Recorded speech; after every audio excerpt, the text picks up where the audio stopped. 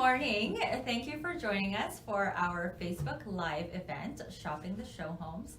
This is our episode 4 of a series to help anyone that is shopping for their next property by visiting the Showhomes.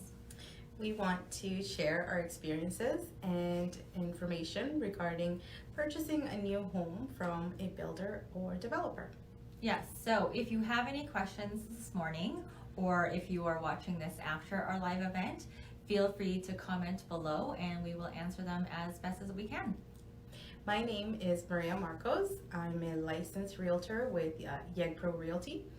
Previously, I was in the new home sales for just over 13 years as an area manager mainly. And my name is Joanne Aceron-McLean. I also worked in new home sales for almost 7 years. Most of my time in the industry was as an area manager, and I also did work as a sales manager for one of the downtown condo projects. So today we want to talk about our experiences as new home purchasers. So we've talked about, tips on buying. We just want to share like our personal experiences in what we've purchased. Yeah, so in the past few years I bought 4 properties, and just the first one was a resale property.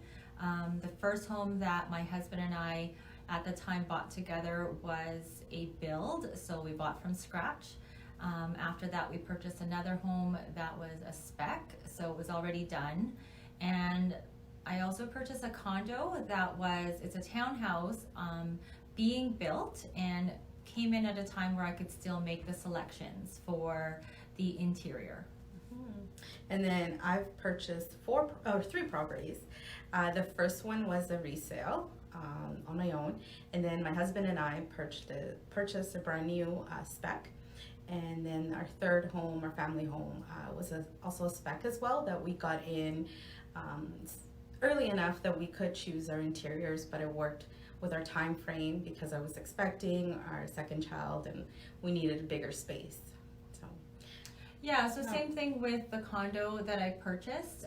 We did have a couple different options because, as we've talked about before, builders have inventory and homes are being built, and if you come in at the right time, you can still pick your interior finishing. So I got to go, they had within the sales center their color boards. I got to pick the cabinets, the backsplash, the paint still, flooring, etc. So you can really still customize it that way. Not in so much of a customize, but more personalize your interior finishings. And then there still was plenty of time that we still had to wait for it to be built. So timing is everything. So I think you said you guys were shopping because you needed something bigger. Baby was coming. Yeah. So time was a factor for us.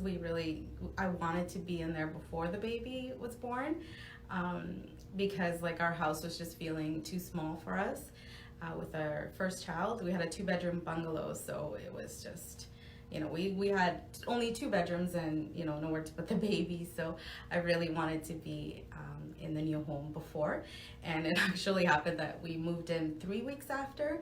So it was a lot. It was very busy. Like I had a 3-week-old baby when we were moving in. So it was hard, but friends and family all helped. So and this one was more of a custom builder. So we got to go to the cabinet company, and then the flooring, and we got to pick our interiors like that. Like some companies will send you to the actual supplier to choose, and then some will have like a design center when you go one spot and they have everything to choose from there. So you can spend like a whole day there. And then there's some that have color boards that is actually the most convenient to just choose in the sales center. They have all the samples there. So those are options too, and something you could look for when you're shopping different builders is if you're deciding to build, what does the process look like for picking your selections? So I know for my husband and I, we don't like a ton of options, and I know I had clients who were in the same boat. So when Maria referenced color boards, you can pick maybe a light pattern, a medium pattern, or dark, and you literally just pick one, and you know that a designer put it together. Rather, some people love all the different choices and putting different things together. And I think a challenge can be, it might look great all sprawled on a table, but when you get into your house, I did have a client and they decided on a paint color throughout their whole place. It was a light blue, might have looked good on a swatch, and I could tell by their faces when we walked into the house, it was like, wow, it's blue. So it was a lot more blue than they expected. So hence, the color boards are kind of nice, foolproofish, if you will, again, because a designer picked it. Yeah. So that's something actually to look for as well when you're, and sometimes it's different products. So the less expensive, like maybe the duplexes will do it, condos will do the boards, where if you're more into single family estate homes, then you are probably doing more custom for colors. Yeah, because when you get into the multifamily, the condos, duplexes, they're volume builders, so they're building a lot of homes, and so they streamline their processes, and they have the designers put together beautiful color boards that you can just go and choose, and it saves time for the builder to get the homes built faster. Yeah, and I would think there's probably a little bit of savings there, because the builder is essentially buying in bulk. So if they know that we're just buying 3 different tiles and rather than so there you can have extra cost if you are really personalizing it to your taste versus a color board. So that's another way to kind of save. Yeah, so when I had built a house, so we literally, when my husband and I decided to buy our first place, it was suggested to go check out the show homes, which we hadn't done before. So we did, and so we walked into one show home, walked around. It was a great layout, and we wrote a check, and we put a lot on hold, and wrote up an agreement, picked some upgrades, and they gave us the price, and that's what we bought it at. So because we were very green, not really knowing what we were doing, still following along the process, it wasn't until after that we realized maybe we could have tried to negotiate, which we didn't. We still got a good price, loved the house. It was built very well. January, they put a hole in the ground. We moved in May for a single family house. It was the only house the builder was building at the time. So the timing was pretty good. But I would recommend calling Maria or I instead of going through something like that, because we do know from both sides of the coin, the processes, the things that you should know, maybe the shopping around part. I mean, we got lucky and we bought our first and it was good, but sometimes it doesn't play out that way. So with the last purchase, like I knew I could negotiate, and they were offering promos, but I was also able to get some upgrades included as well in the price, because I knew how builders work and how to negotiate with them. Even though they have the promos, there may be other things that they can still have in their back pocket that if you don't know, you wouldn't know to ask even. So, there's things that they're not going to share with you as a buyer, because it is a business, right? They're just trying to make money just like everyone else. But if you've bought maybe 2 or 3 homes, you might a little bit more versed.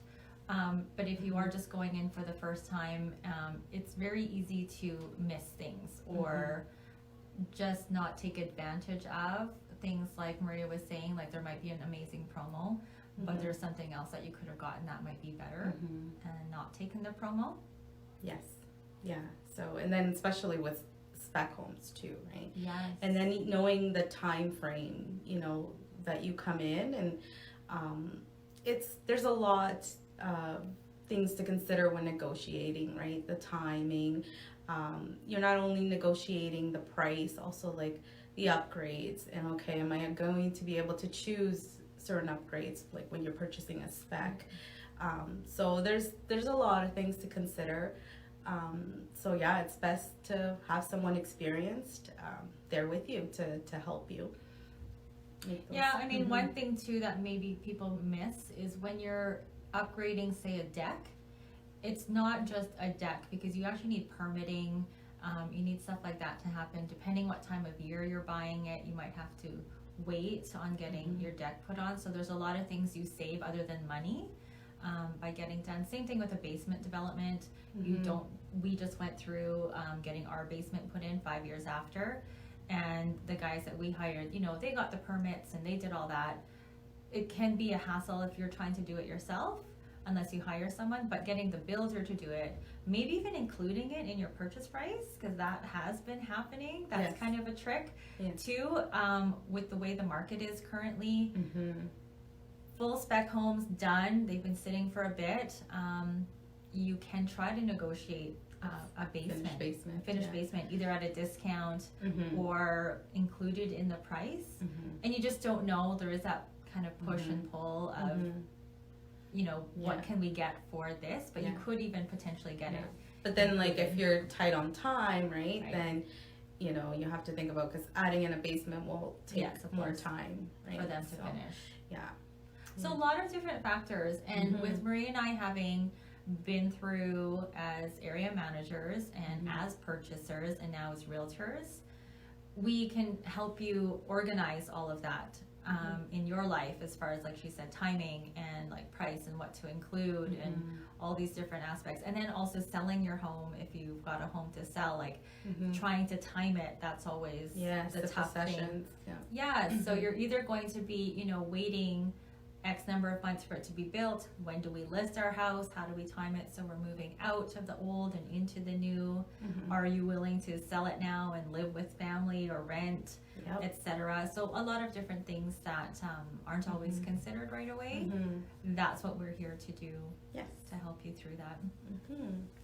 And do we want to touch on why new versus So why did you purchase new?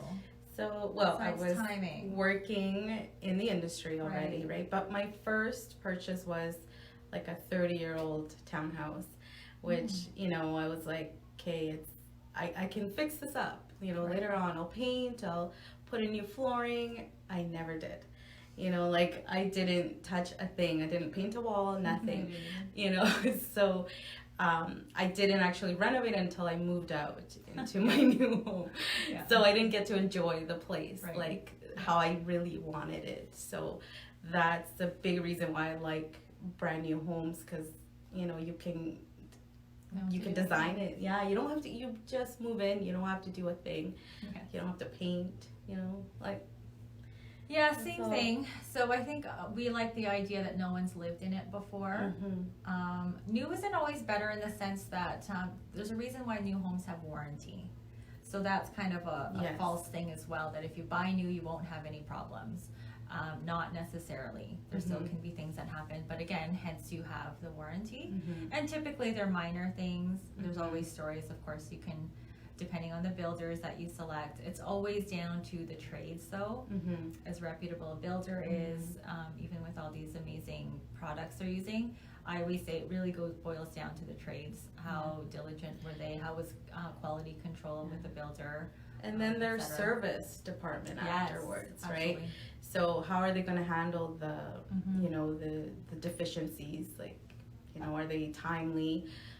They get it back to you, and really rectifying the deficiency in there. So it's good to know those things ahead of time.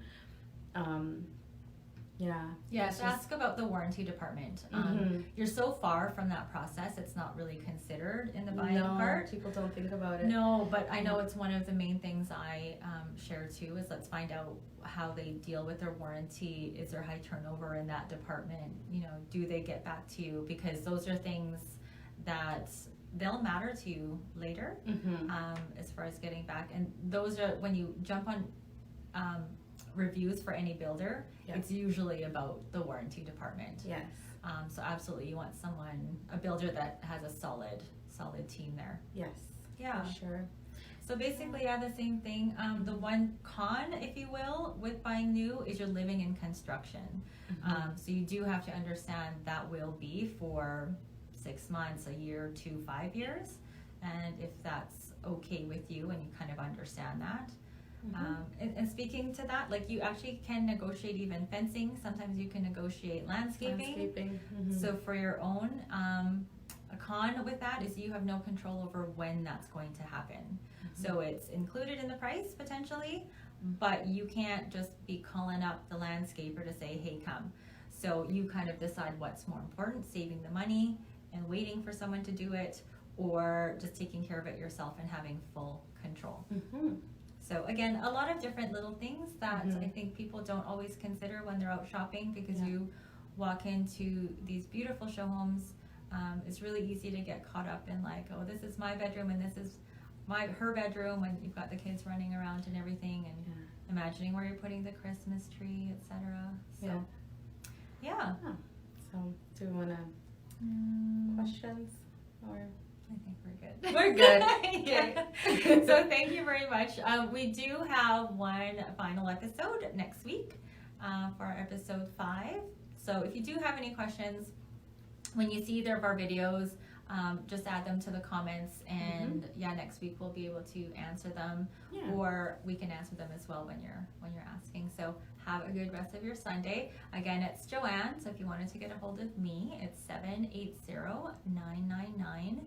780-999-4415. And Maria at 780-232-9231. Thank you for watching. Thank you. Bye. Bye.